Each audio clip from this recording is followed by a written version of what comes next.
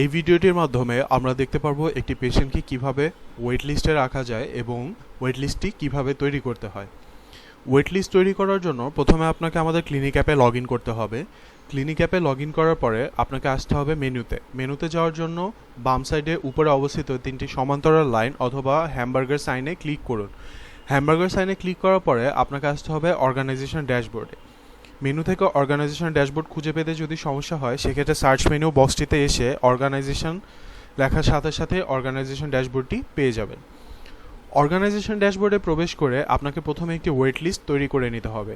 Wait list তৈরি করার জন্য উপরের ট্যাবের থেকে আপনাকে ওয়েট লিস্টে আসতে হবে। বাম থেকে শুরু করে 7 নম্বরে রয়েছে ওয়েট লিস্ট ফিচারটি, আবার যদি ডান থেকে দেখেন সেক্ষেত্রে 4 নম্বরে রয়েছে ওয়েট লিস্ট ফিচারটি। ওয়েট লিস্টে আসার পরে আপনাকে করতে হবে একটি নতুন ওয়েট লিস্ট তৈরি করতে হবে।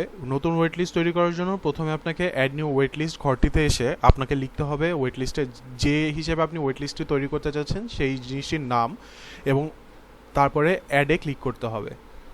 অ্যাডে ক্লিক করলে আপনার ওয়েট লিস্টটি বা ওয়েট লিস্টের সেই অপশনটি তৈরি হয়ে যাবে, যেখান থেকে ভিউ করলে আপনি ওয়েট লিস্টে অবস্থিত পেশেন্টগুলোকে দেখতে পারবেন। এবার কোনো পেশেন্টকে যদি আপনি ওয়েট লিস্টে অ্যাড করতে চান সেক্ষেত্রে আপনাকে আসতে হবে পেশেন্ট ম্যানেজারে। পেশেন্ট ম্যানেজারে এসে আপনি যে পেশেন্টটিকে ওয়েট লিস্টে রাখতে চাচ্ছেন সেই পেশেন্টটির নাম্বারটি দিয়ে ফাইন্ড আউট করতে হবে। যদি পেশেন্টটি পূর্ব থেকে আইডি থেকে থাকে সেক্ষেত্রে পেশেন্টটিকে ফাইন্ড আউট করলেই হয়ে যাবে বা সার্চ করলেই হয়ে যাবে তার ফোন নাম্বার বা যে কোনো আইডি দিয়ে। আর যদি পেশেন্টটি না থেকে থাকে, নতুন পেশেন্ট তৈরি করতে চান সেক্ষেত্রে ক্রিয়েট নিউ পেশেন্ট থেকে পেশেন্টটিকে তৈরি করতে হবে। এবার পেশেন্টটিকে ফাইন্ড আউট সার্চ করার পরে নিচে পেশেন্টটিকে দেখতে পাবেন। এই পেশেন্টটির নামের পাশে অবস্থিত তিনটি যে ডট রয়েছে এই 3 ডটে ক্লিক করতে হবে। 3 ডটে ক্লিক করার পরে আপনাকে দেখাবে ওয়েট লিস্টের অপশনগুলো আপনার অর্গানাইজেশনের নামের পাশে। এবার আপনার অর্গানাইজেশনের যে ওয়েট লিস্টে আছে সেটিতে তাকে রাখার জন্য পুট ইন বিডিএমআর অর্গানাইজেশনের ওয়েট লিস্টে ক্লিক করতে হবে।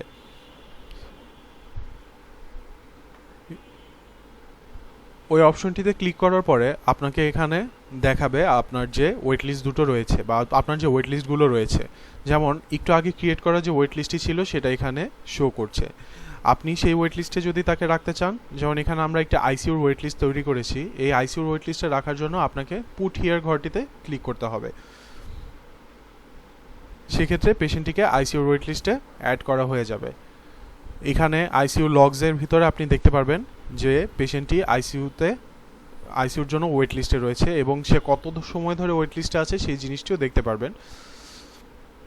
এই একই স্থান থেকে 3 ডটে ক্লিক করে আপনি চাইলে তাকে অন্য ওয়েট লিস্টেও ট্রান্সফার করতে পারবেন এবং যদি আপনি এই ওয়েট লিস্ট থেকে তাকে রিমুভ করে দিতে চান সেক্ষেত্রে ডিলিট বাটনটিতে ক্লিক করলেই পেশেন্টটি ওয়েট লিস্ট থেকে রিমুভড হয়ে যাবে। এভাবে আপনি একটি পেশেন্টের জন্য ওয়েট লিস্ট তৈরি করে সেই পেশেন্টটিকে ওয়েট লিস্টে রাখতে পারবেন।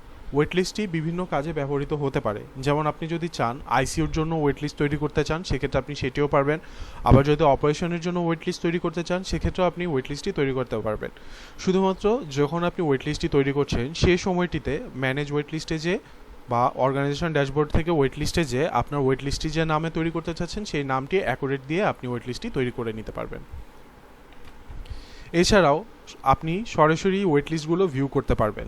সেক্ষেত্রে আপনাকে ওই মেনুতে এসেই টাইপ করতে হবে ওয়েট লিস্ট, যেখানে আপনি ভিউ ওয়েট লিস্ট নামক একটি ফিচার দেখতে পারবেন।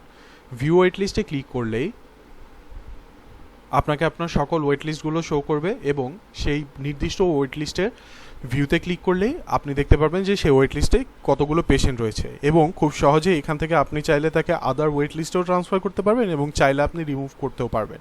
রিমুভ করার জন্য ডিলিট বাটনটিতে ক্লিক করে কনফার্মে ক্লিক করলে ওয়েট লিস্ট থেকে পেশেন্টটি রিমুভড হয়ে যাবে।